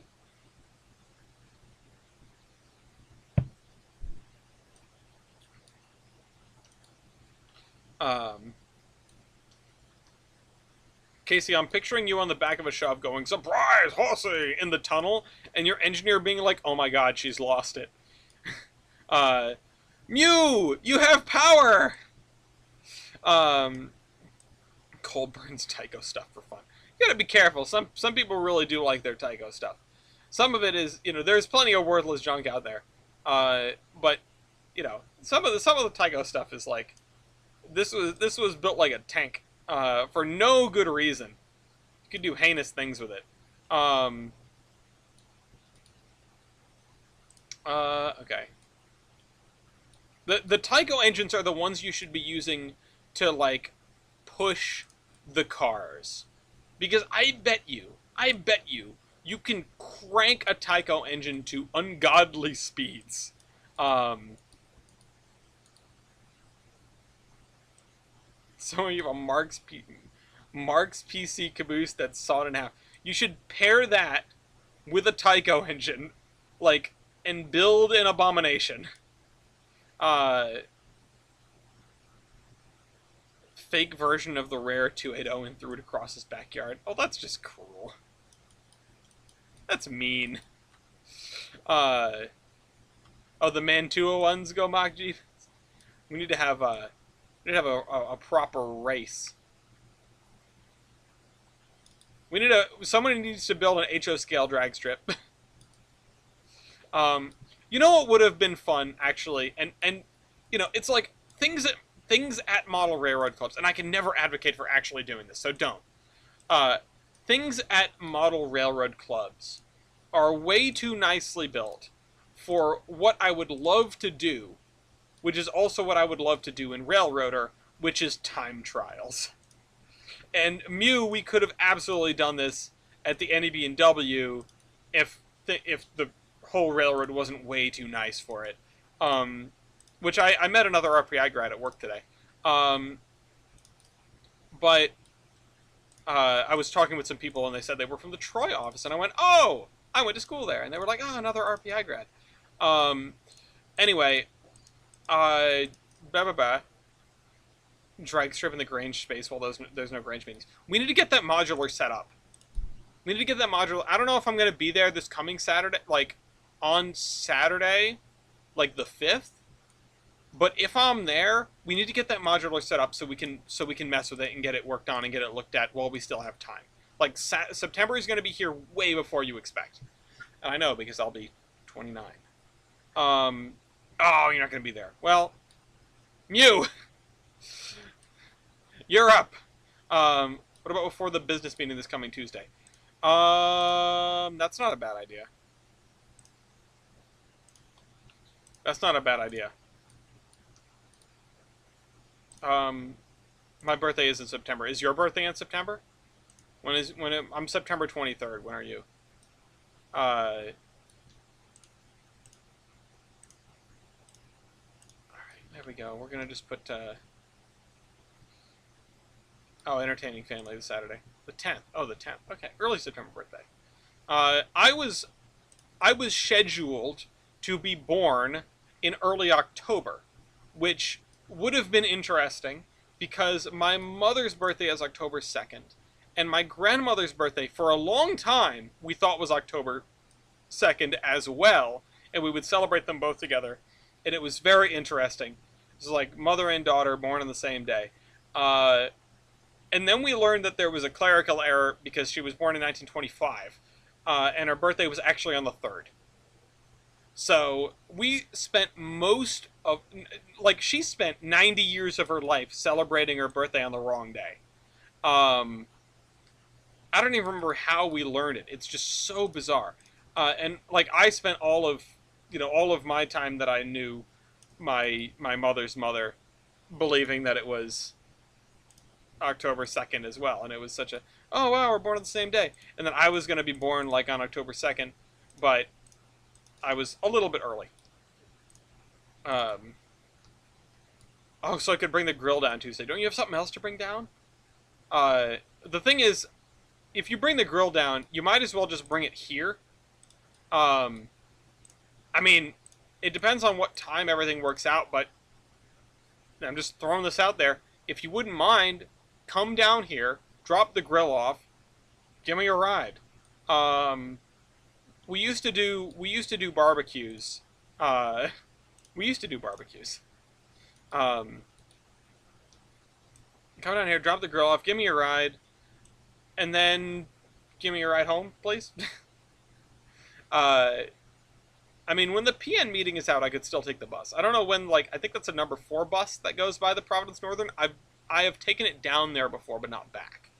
I can't remember why. I was down city for something, and it was like, oh shoot, yeah, I gotta get to the model railroad. So I'll just get on the bus. I'll go to the model railroad. Make some ribs. I'll fly back from France just to eat them. I'm not the person you want making ribs. The person you want making ribs is TJ or Walt. I have not had the opportunity to have Walt's cooking, like proper cooking, and I understand that he's really damn good at it. Alright, so we got some things in here. I mean, he's like a barbecue competition judge. So, I'd like to think he knows a thing or two. Because he's seen a thing or two. But I can attest that TJ's ribs are quite... Like, TJ is an outstanding cook. TJ has made some of the best meals I've ever had in this house. When they lived with me for a few months. And so that was splendorific.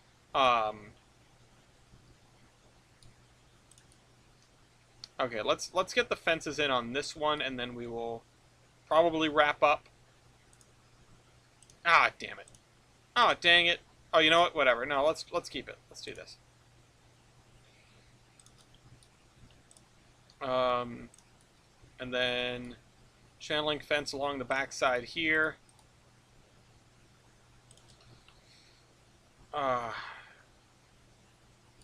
We are farmers. Bum ba dum bum bum bum bum. I love J.K. Simmons. I just want to say that I love J.K. Simmons. J.K. Simmons is a fantastic actor, and he's like incredible, and he's funny, and like, oh my god. J.K. Simmons in Portal 2 as Cave Johnson is one of the best voice acting performances I've ever had the pleasure of witnessing. And what makes it even better is the fact that you don't see him. You don't see, it's all pre-recorded messages, voiceover, like there is no body to attach to the voice. You get a couple paintings, but that's it. And honest to goodness, if you are reading this, I'm sorry. If you're reading the transcript for whatever reason, I mean, I've looked at video transcripts before. They're kind of convenient. If you are hearing this and you have not played Portal and Portal 2, go do it. I'm sure they're like $3 in the Steam set. Also, Noita is $8 right now. It's so worth it. Mew, I saw you go into Noita earlier. Did you die? Well, sorry, wrong question. How did you die? Yeah, J.K. Simmons is a phenomenal actor. He's got some range too. I love him in Whiplash because Whiplash is a fantastic movie. Watch that movie. How did I die? Yeah. This year at the Christmas time open house, we should run a restaurant in the basement. Sadly, we cannot do that. So Granges are supposed to be equipped with a way to feed people. And I've seen a Grange up in Freeport, Maine. If you ever get the chance to visit that Grange up there, they were doing an open house when I was hanging out there. I think I was with TJ, or no, I might have been with. I can't remember if I was with TJ or if I was with O'Gillies.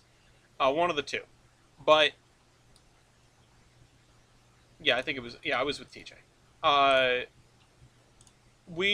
The Grange was having an open house, and we went into that Grange, and they had a 10-burner stove. Like, they were equipped to feed the masses, and because that's something that's been part of the Grange mission for a long time is these charity events sort of thing, and being able to feed a ton of people has, I guess, been part of that.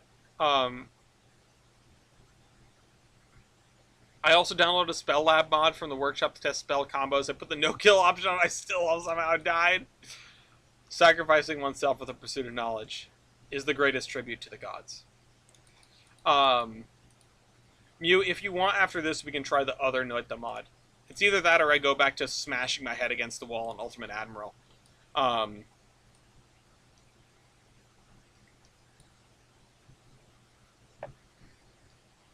need to make something to eat, though.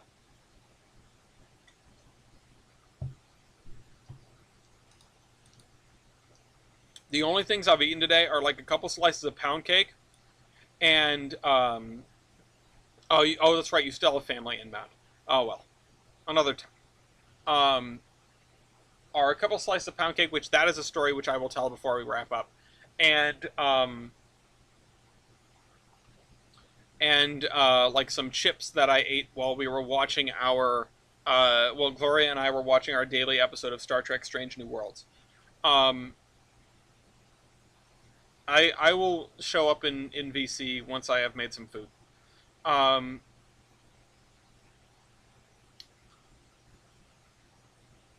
uh, what the hell was I saying? Yeah. Oh.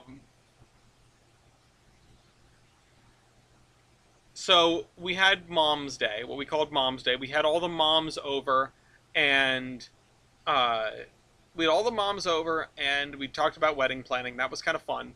Um, my mother brought a pound cake, and because Gloria's birthday is in about a week and a half, um, uh, I can't even tell the story with a straight face. Uh, we were like, "Oh my God, Gloria's birthday! We should get them a cake." My mom was like, "We should get them a cake," and I was like, "Yeah, sure, why not?" But then my mother ended up with this pound cake from the food bank, and we were like, "Well, you know what? This is cake enough. This counts." And so we, those sliced pound cakes. We opened it, and with the slices all sideways, I just stuck one candle in it, like through multiple slices, because it was the only candle I could find. It took me like 10 minutes to find a candle, and I was laughing, and I could not like even sing. And we tried to sing to Gloria, and I like stumbled my way through half of the song because I was cracking up. And Gloria gave me like a great eye roll and blew out the single candle. Um, anyway, that was wonderful. Definitely can't recommend unless your fiance has a good sense of humor, and also that they're already your fiance and they cannot break up with you so easily anymore. Maybe wait until you're actually married. Anywho, vanilla cake from scratch twice. Ooh. You know what I need? I need to make some pound cake. I haven't made pound cake in a while. Um, Also, there was no surprise involved. Gloria was like, "What the hell are you doing?" And I just could not contain myself. Um, all right, we got to put some bumpers over here.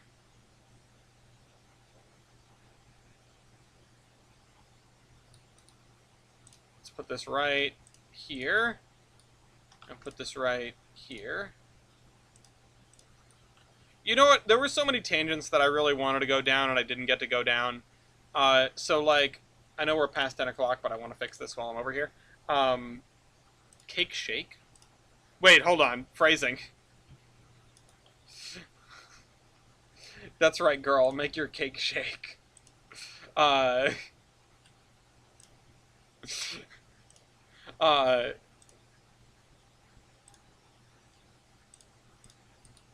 anyway,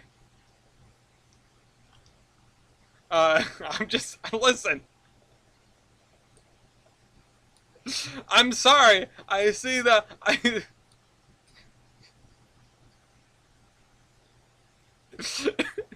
Literally a cake shake. I don't believe you. You're gonna have to make it for me. Okay. Anyway, this has been a great wrap up to an episode of Under Construction. I hope you guys enjoyed. Uh, and I will see you next week for more of whatever the hell's going on over here. This is the Admiral signing off.